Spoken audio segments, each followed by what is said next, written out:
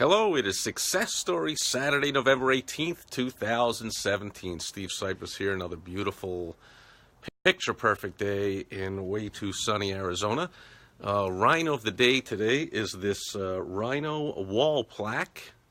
There it is, a rhino on a plaque. And then, as you see on the back, has the thing where you hang it on the wall. The only thing with this rhino, a couple of things. One is the head does not swivel out from the plaque, and it does not sing any songs. So, from that hint, maybe you have now figured out who is the subject of today's Success Story Saturday. His name is Joe Pellettieri, and he is pretty much completely unknown to everybody. Patrick Keene is here. How you doing? However, his invention is extremely well known as one of the most hilarious, ridiculous, best-selling gag gifts of all time, the Big Mouth Billy Bass.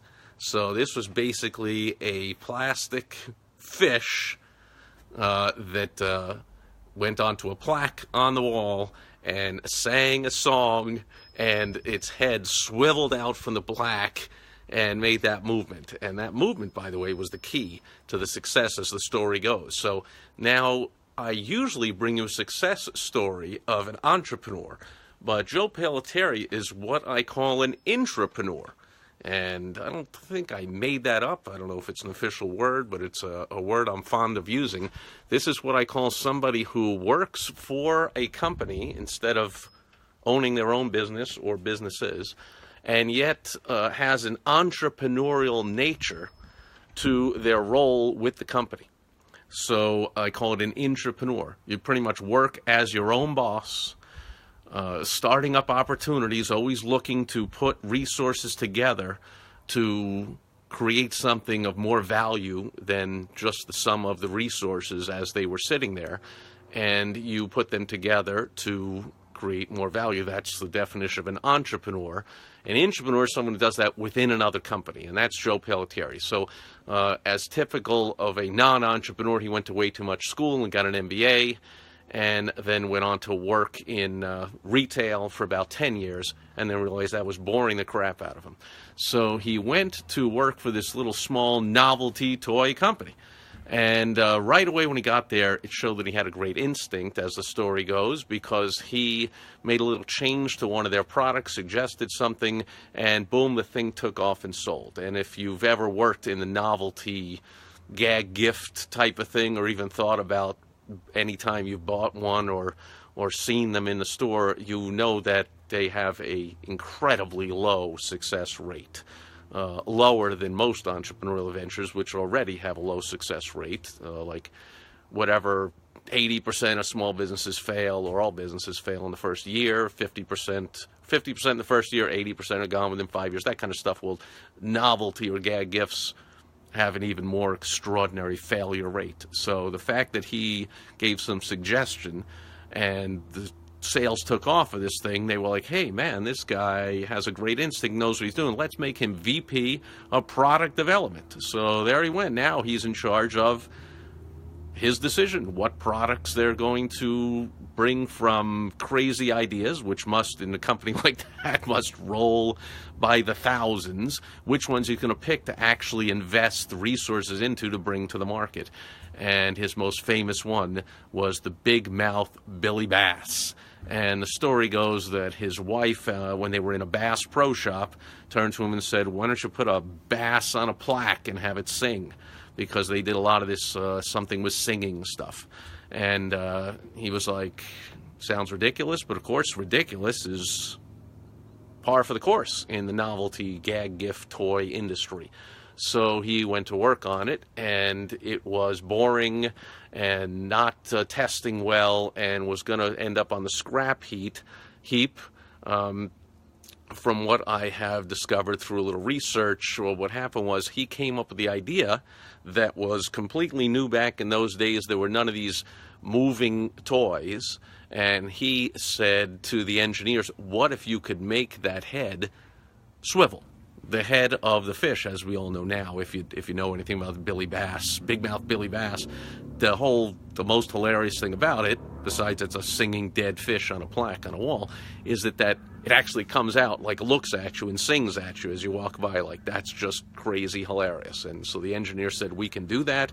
And boom, the thing was a huge hit with massive Christmas sales. And there was one hanging up on the wall of the president's office in the White House, and there was one in the Queen of England's castle, and there were millions all over the place. And word is that it sold over $100 million worth of this ridiculous singing fake fish on a plaque. And the thing had a quick rise and then an even quicker fall, and it lasted for about 9 months. Hey, thanks for the like, or maybe that's a like for big mouth Billy Bass, making that quick rise up. And then in that novelty industry, as you might know, quickly disappears forever. So at its height, it was, they couldn't make them fast enough, and so they were being sold on the secondary market for a lot more than you can get them. And then eventually now you can go to even within the first year after it was made, you could find them on eBay or in a yard sale or something for like $5 or $10. So, I think it sold for about $30 when it was as sold on TV and in the stores. And so, and that, by the way, I skipped a little part there. That was Joe Pellettieri's first job. When he went to that novelty toy company, they hired him to help get their novelty products into retail stores, because that was his background, was retail. But he quickly threw his 2 cents worth in on a product. Turned out to be a good idea. They made a VP of product development, and his days of technically just dealing with the retail end of things were gone, and he was on to an entrepreneurial type of role, however, within a company. So I call that the intrapreneurial role. Now, of course, if he had been a pure entrepreneur and came up with that on his own and then put together the team of the engineers and the manufacturers and the shippers and everyone that gets it into stores, and everyone needed to do that whole thing and be the entrepreneur to put that whole enterprise together, then when it did $100 million worth of sales, he would have made millions and millions and millions and millions of dollars.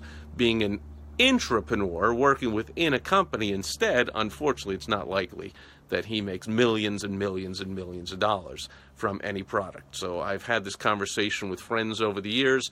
One friend, famously, at least famously in my life, went from MIT, the top engineering school in the world, to work with 3M, a top engineering company, as a kind of on the inventing team. So he was always bragging about how many patents. Oh, we got another new patent, and our team got another new patent, and we did another thing. And I'm like, he's like, man, he did some work. 3M is famous for, I think the most famous invention is the sticky notes, and he had something to do with. He was tasked his team with, making the glue more efficient, so it could save some money on the glue of the sticky notes. So it could be just as sticky, cost less money. And he was bragging to me when they came up with it, and he won some, he was cited in the company and won some award at the company's annual whatever, because he saved the company tens of millions of dollars by coming up with his new formulation of glue. I'm like, and can you imagine and I'm like, and how much of that did you get? And he's like, what? Yeah, what? No, he's on a salary. So back then, this is 25 years ago, we were both right out of college when we had this conversation, and he was making like 40 grand, which today would be about 100 grand or something, like maybe 150. Like, that's it. You saved the company $50 million. You just made your salary. So that's the difference of being an entrepreneur, working within a company, maybe get a little profit sharing. But for the most part, it's the entrepreneurs that make the world turn. We take the risks.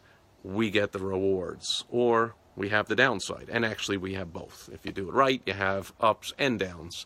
I don't know anybody that has pure ups, but I know plenty of people have pure downs because you just quit and you just say, that's enough of the entrepreneurial or owning my own business world, too much risk, not willing to make it through the downside. I don't have the persistence, and I'm just going to go work for somebody else and give up on the chance to get a huge gain. On the other hand, no chance, well, there's more now than ever, chance to get a huge loss, because as people are finding out, nobody stays with a company for their whole career anymore. Companies are laying people off and dumping people and cutting out whole departments and rearranging and doing whatever and changing the comp plan and like screwing people all over the place. So no more better time than ever than right now. No more better time than right now to be an entrepreneur.